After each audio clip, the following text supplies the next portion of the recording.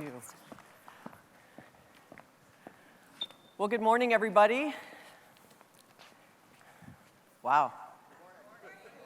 So pretend Michelle Obama's up here. We're going to try this one more time. So, and I was really thrilled that Elevate and Razor and everybody had Michelle open for me. It was good. So good morning, everybody. All right. So thank you so much for spending a little time with me and us here at Elevate today. It was really an honor when I was asked to come up and spend time in Toronto. I get the opportunity and the blessing to come and spend a lot of time in the region watching sort of what's going on from a transformation and innovation and disruption perspective, and really thinking about how can technology completely change the way we not only engage with our customers, but enable our employees to deliver the best service to those customers day in and day out. And so this presentation will be taking you through this journey of what should we be thinking about, why should we be thinking about it, and what are the things that you can be doing differently because of what's going on in the market today. But before I get into that, I'd like to set the scene. You know, ultimately, there's so much coming at you. If you've been at this conference for the last day and a half, there's so many ideas, whether it's artificial intelligence, machine learning, virtual reality, augmented reality. It doesn't really matter. At the end of the day, it's like there's something new every single moment. And how do we navigate those things requires us to take the time to do it. And I think you have really shown by coming to an event like this that it's important to you to make sure you stay ahead of what's coming around the corner next. And the only way you can do that is understand the context of what's going on in the market. Ultimately, it's about what's happening in a global basis around how the communities, cities, government, education system, healthcare, banks are using technology now today, and how we as humans are using it. And so we are now in what the World Economic Forum calls the fourth industrial revolution. It's interesting because I feel like we just got into the fourth, and now there are rumors that we are approaching the fifth. And so while it was decades and centuries to get us from the first to the second to the third, we're now in this connectivity fourth industrial revolution, and we feel like the next one is this hyper-personalization. What will be coming around the corner will be things that are very unique to us as human beings. It will be cities that sense where we are and what we're doing. Healthcare will anticipate what we may need next. Education will become much more fluid about how we learn, how we're going to learn, and democratizing that and giving education equally around the globe. So if you think about how am I planning for the next stage of my company's growth, or how am I planning for the next stage of raising venture capital, know that we are rapidly approaching what's going to be coming next, potentially this fifth industrial revolution. And what's driving that is really this digital transformation. And I want to start by saying that it gets tossed around a lot. Digital transformation, disruption, innovation. And while I like those words, if I went around this room and asked you all to tell me the definition of what that means to you, I would probably get a couple hundred different definitions. But I always like to start with this definition that it doesn't really matter what we think as business owners, as CEOs, as entrepreneurs, as founders. What really matters is what our customers think, what it means to them. And so they say to us in a survey that we did that ultimately they expect better experiences by you leveraging the technology that you already have in-house. What are you already using? Are you using it to its maximum capacity? Are you making sure that you aren't being passed by your competitors because you're not using technology in new and innovative ways? But ultimately now they're saying, I want you to also use new technologies.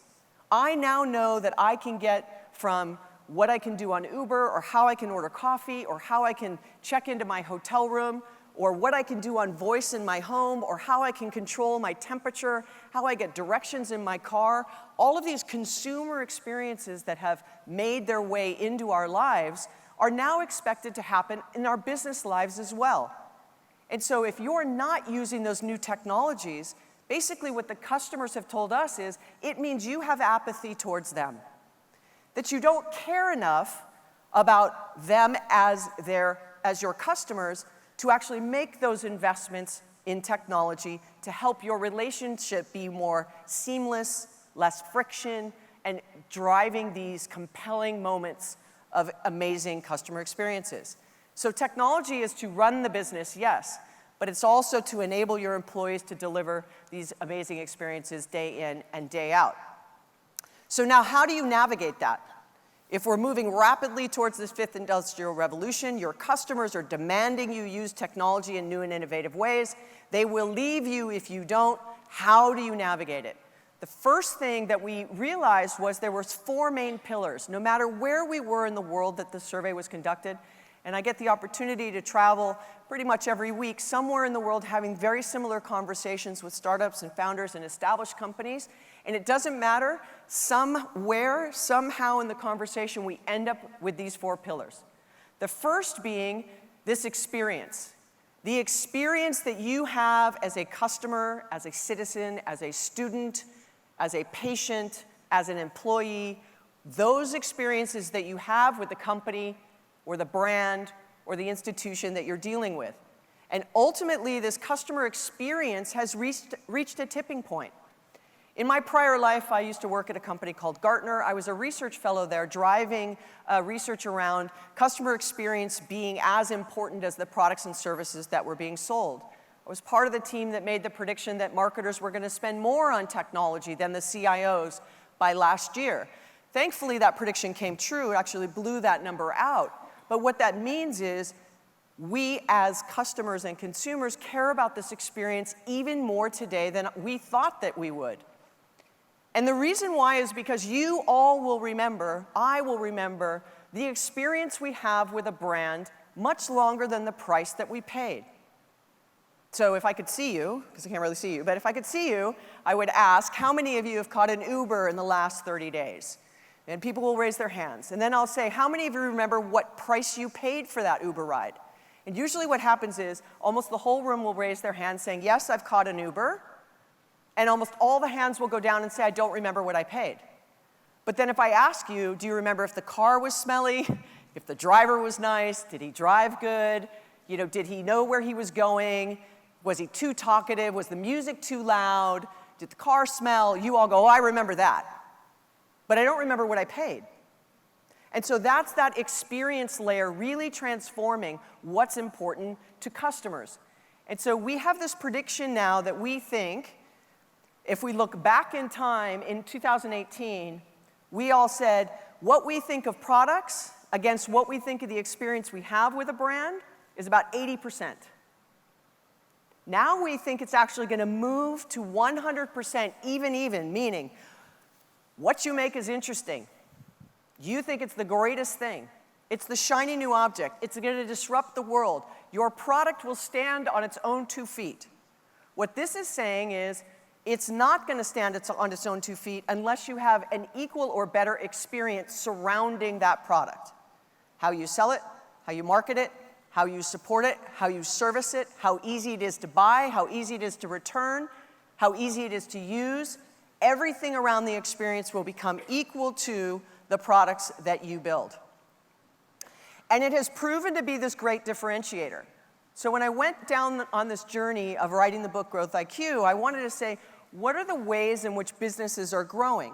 And I found these 10 paths to growth. I'm not going to go through all of them, obviously, but I'm going to hone in on this first one for a second on customer experience. It is my first path.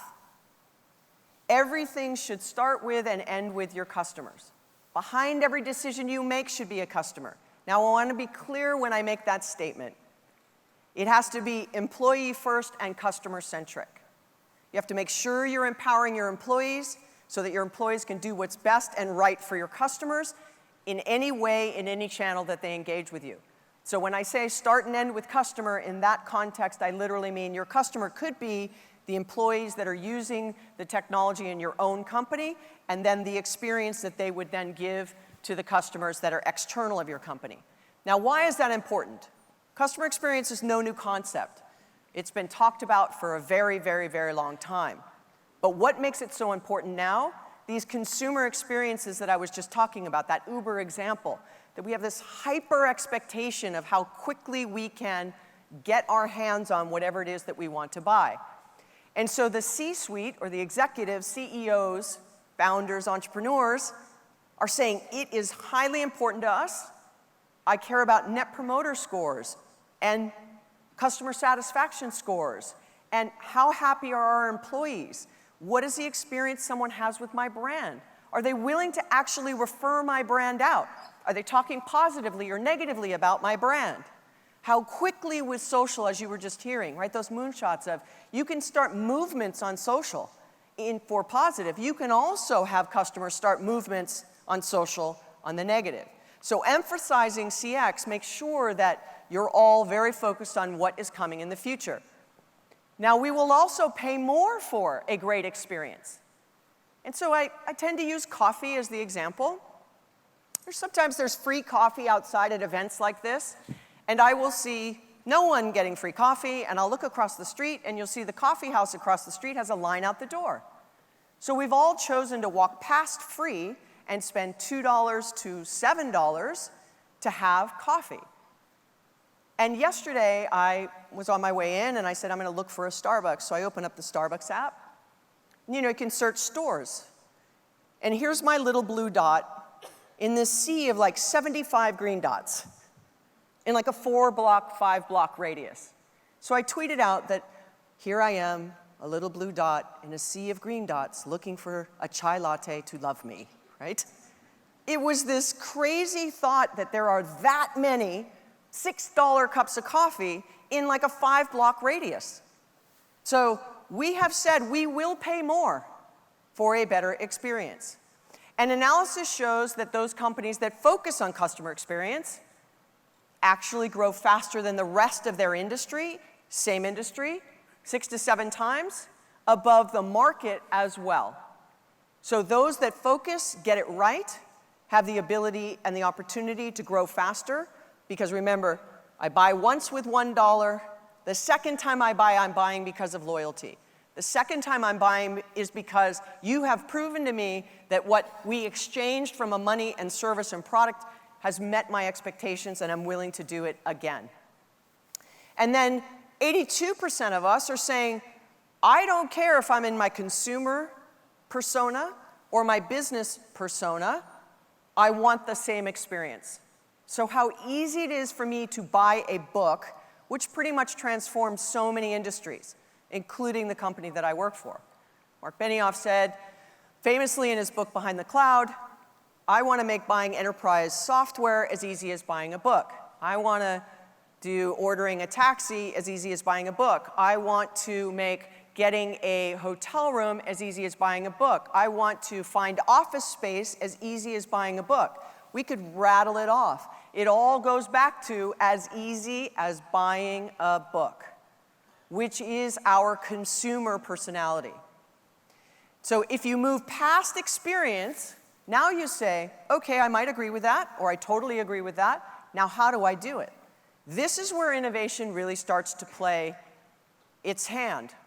Because you can't get there with a company of any real size and scale and deliver those personalized, one-on-one, compelling, memorable experiences off of an Excel spreadsheet, Post-it notes, and a little bubble gum. There is a way that you have to do it.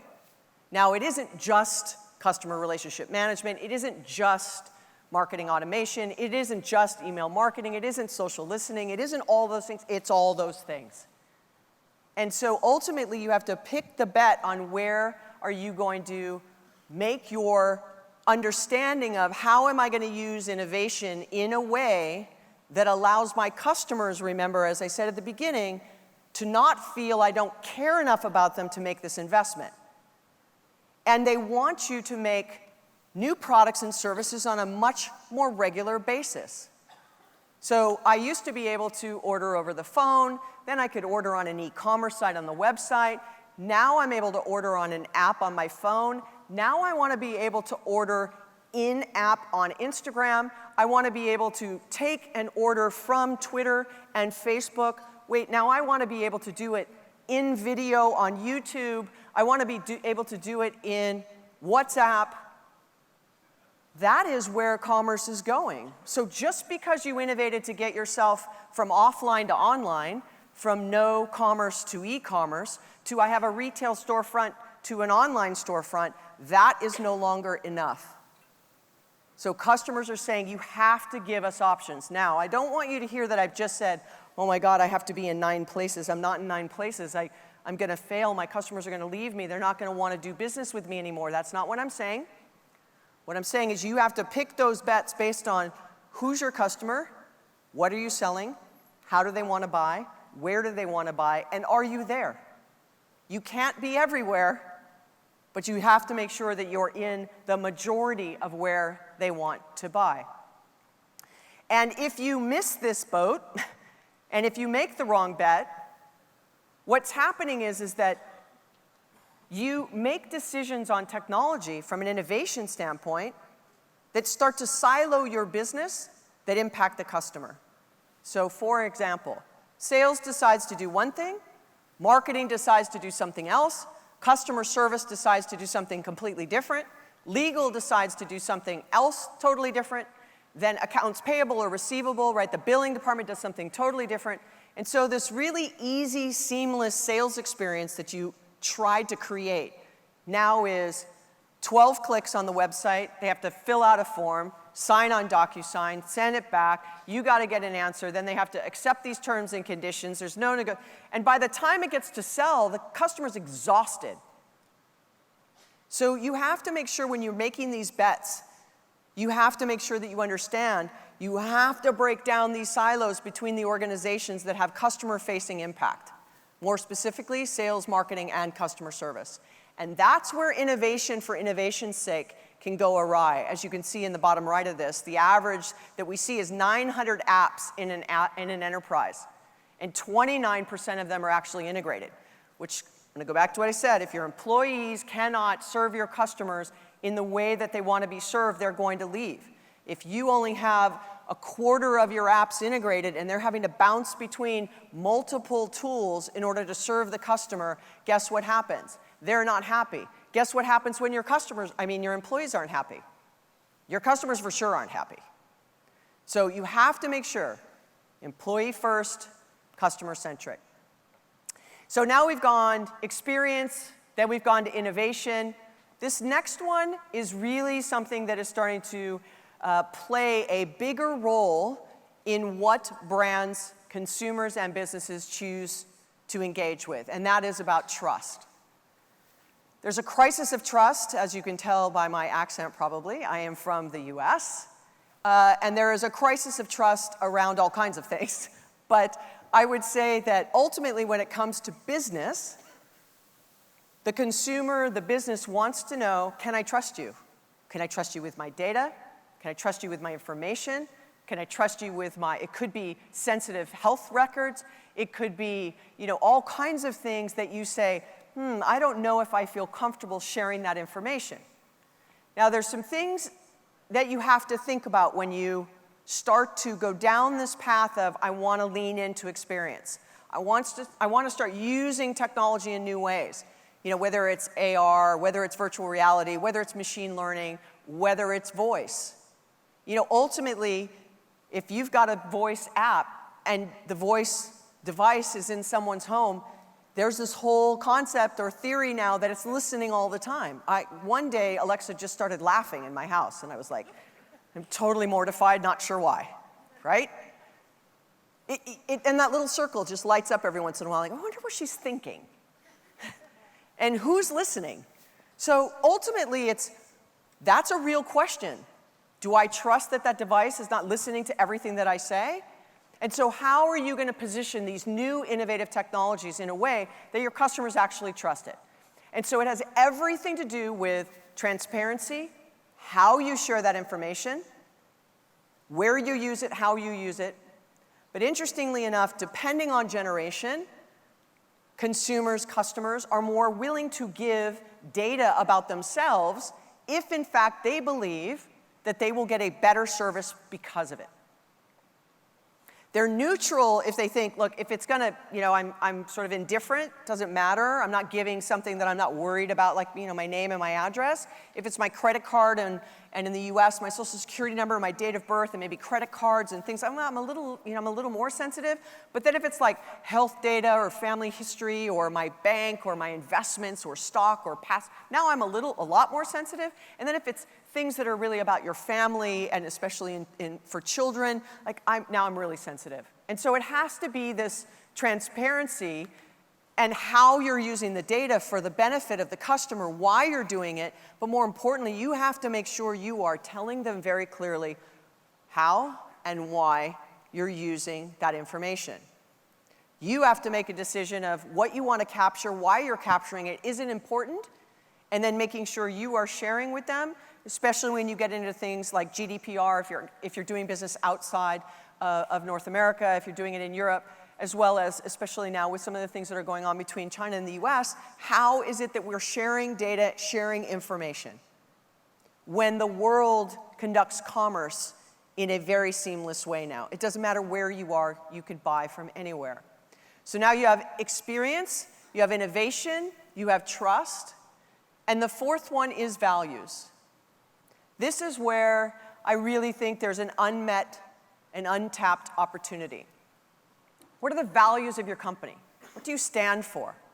If you were here yesterday, you saw a lot about the SDGs from the UN for 2030 around poverty and education and healthcare and women and equality and equal pay, all kinds of things. And those goals are all about values. Where do you stand on that? Do you use that as a way to inspire and motivate your employees? Is it something that you lead with when you're trying to recruit new employees? Do you use it as something that differentiates you? Remember, it's not just your product. It's how you sell it, how your customers feel, but more importantly, what are the values of your company? And so you have to make sure that you have a clear message of what's that vision, what's that mission, what do you stand for, where do you stand on big social issues that are important in your communities, in your towns, with your employees, and how do you act on them? Once again, generationally, this has impact, and it has material impact. In the millennial generation, they want to work with brands that they agree with their values. They want to work for brands that they agree with their values. They also want to buy from brands that they agree with their values. So I'll give you an example. There's this very small insurance company by the name of Lemonade in the US. And it is itsy bitsy. And they were saying, look, in the insurance industry, it's not really been disrupted, so we're going to disrupt on values. So for every customer we get, we're going to ask them, what nonprofit do they want to align themselves with? Save the trees, save the forest, save the puppies. Pick one, they have 4 or 5, and you align yourself to one of those. At the end of the year, what ends up happening is if that group of people does not have more claims than the money that was in that particular fund, a portion of those dollars left over is donated to that charity. So what happens? Instead of in the insurance industry, you make a false claim. Yeah, I didn't really have golf clubs in my car, but I did. So I'm going to make that claim. And it cost them $1,000 or $1,500. Now you go, well, if I claim those golf clubs, 5 dogs are going to be put to sleep. Not doing it. It completely changed the behavior.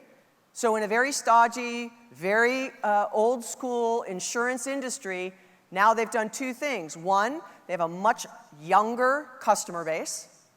50% of their customers accidentally were women and are women. They have a much lower, by almost 10x, of claims that are made against the company. It completely did a paradigm shift for an industry based solely on let's lean with values. So that's what I mean that it can impact your bottom line. So they're growing exponentially. Once again, they're very small in a multi-billion-dollar global industry, but it just proves that if you figure out what your mission is, figure out what your values are, know what your true north is, you can lean into it as one of the differentiators on insurance is insurance is insurance. What makes you different? Coffee is coffee is coffee. What makes you different? The service may be that deciding factor. And it comes from being very authentic, being very clear on what that is, and making sure that you're showing the impact that you have ultimately with your employees and with the communities that you serve. And so if you have a customer base and you have strong values and you're leading with them and you're very transparent and authentic on what they are, your customers are far more loyal. So if someone decides to come in and try to displace you just based on price, your customers are going to go, hold on a second, is it a better experience? No. Do I agree with their values? No. Well, where I am right now is more expensive. It might be 15% more expensive. It might be 20% more expensive. At the end of the day, the customer is saying, that's okay, because I want to do business with someone where I agree with the ethics, I agree with their values, and if I don't, I will leave. And you may subconsciously be avoiding brands based on things you've heard in the social ethos about a particular brand, or what you've read, or even what an executive may have said at a certain company, and you say, that's just not someone that I'm interested in engaging with. So it has material impact in the business. So when you think about how do I become customer-driven, how do I become employee-first and customer-driven, you have to completely reset the value and meaningful engagement with customers. You have to reset it. Unless you're already sitting in this wheelhouse where you have experience and you have innovation and you have trust and you have values all aligned, you have high customer and employee scores, you have high customer satisfaction or net promoter scores, everything's humming on all cylinders, double down and scale. Make sure you know what's coming around the other corner. If you've got gaps in any of that, like the majority of businesses around the world, what are you going to do to shore that up? Pick one of those balloons and figure out what are the things I'm going to focus on, short term, medium term, long term. Because you have to start to get the mindset and the culture of the organization wrapped around this new thinking. Once again, going back to my very first slide, it's not just about the technology. It's about how the customers engage with, use, leverage to make their lives or their businesses better. So I'll start to wrap up by saying that, at the end of the day, you want to be the brand that your customers love. You have to think about it from an integrating teams, organizations, data, understand who your customers are. You have to have intelligence about, I have all this data, am I analyzing it? Am I using that intelligence to make the right decisions for my employees, my brand, and my customers? And am I innovating at a fast enough pace that my customers don't start to get uneasy with the fact that I am apathetic towards making these big investments? And depending how large you are as a company, big is relative. If you're a 5-person startup, big could be $10,000. If you're a 100-person company, it could be $100,000. If you're a 1,000-person company, it could be $1 million. When I say big, whatever is big to you, making those investments from an innovation standpoint, try to remember that you want to make all of those decisions through the lens of your employees and your customers. Not from the inside out, but rather from the outside in. So for me, growth is a thinking game. It's weaving through those 10 paths. Values is covered really in the 10th path for me, which is unconventional strategies about doing well by doing good. That path really came to fruition when I joined Salesforce 3.5 years ago. It was really sort of that moment where I said, that is the exact way I should end this book, starting with the customer and wrapping it up with the SDGs and everything that we do around trying to make sure that we've got equality in both access to technology and learning and pay. But ultimately, I'd tell you that you have to begin with this beginner's mind. Bring everything you know with you. But you have to be open to everything you've heard at this event and everything you'll learn going forward. You meld those two things together, and that's how you start to build a growth IQ mindset, where ultimately at the end of the day, you're going, I'm taking what I knew already. I'm trying to eliminate some of my bad habits, but I want to make sure I'm developing myself for the future. Empower your employees. Empower your employees. Do not make it difficult for them to serve the customer. Because when they get frustrated, your customers get frustrated. And then in the end, all that hard work you've done in capturing, in winning them, in keeping them, in growing them, and connecting them to what you do is super important if you can make sure that you know how to serve them. Don't chase your perceived competition. It's going to be coming from all angles. Your customers will tell you where they might be going or where they might be thinking of going if you're paying attention, if you're listening. And your differentiation is your mental model. Your mental model is how you do things. Not what you sell, but how you do it and why you do it. But change starts with you. You have to start to learn how to get extremely comfortable with being extremely uncomfortable. And that happens only with you. So the question I have is, what will you do differently? What will you do differently because of what you've heard yesterday, today, tomorrow? What will you do differently? Because that's what this is about. I walked in thinking this. I left going, I'm going to change. I'm going to slightly pivot a couple things. That's where it happens. At the end of the day, just be as bold as you possibly could be as you start to make those changes within your organization.